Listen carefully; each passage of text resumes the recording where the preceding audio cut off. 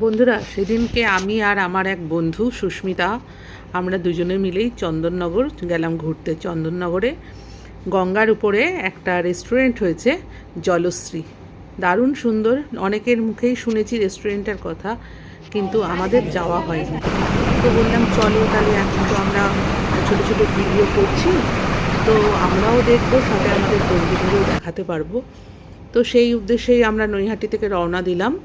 দিয়ে আমরা জগদ্দল ঘাট পার হয়ে আমরা চন্দননগর পৌঁছালাম। লঞ্চে খুব ভালোই লাগছিল রেস্টুরেন্টটা দেখতে।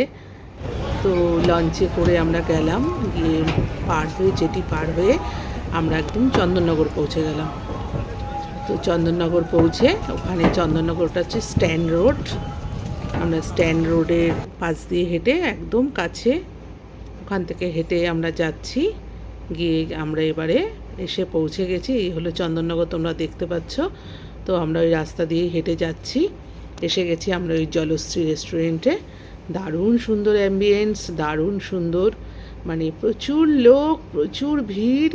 আর আমরা তো প্রচুর ছবি তোলাতে দুজনে ব্যস্ত, মানে আর এত ভালো লাগছে গঙ্গার বুকে এরকম একটা রেস্টুরেন্ট আমরা আগে কখনো যাইও নি, জানি না আর কোথাও আছে কি না।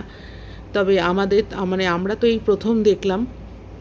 এত সুন্দর, তোমরা যেও, আশা করি খুব ভালো লাগবে। তার সাথে খাবার দাবারগুলোও খুব সুন্দর ছিল, যদিও আমরা খুব অল্প খাবার নিয়ে খেয়েছি, কিন্তু আমাদের খুব ভালো লেগেছে। সাথে প্রচুর ছবি